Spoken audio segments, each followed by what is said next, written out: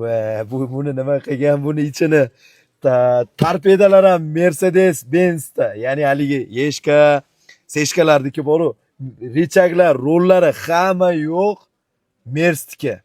Mers legenda deyman. Bu mashina nima ekan demaysan?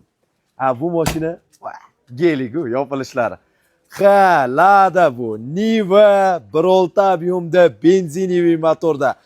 Mashina polni usilinni, salonlar, Mers, hamma yo'qni tayinlab, hattoki vozdухомерda bu yoqqa chiqib qo'ygan. Sababi ancha-muncha soydan mashinada chekirib o'tib ketaverasiz. Ribalkalarga, охотаlarga chiqadigan mashina.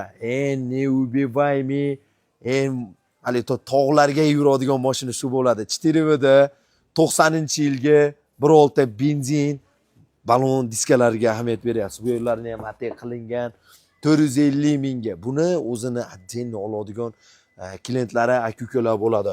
Mashina shumka qilingan, eshiklari, lyuklari ham bor va ichki salonlari.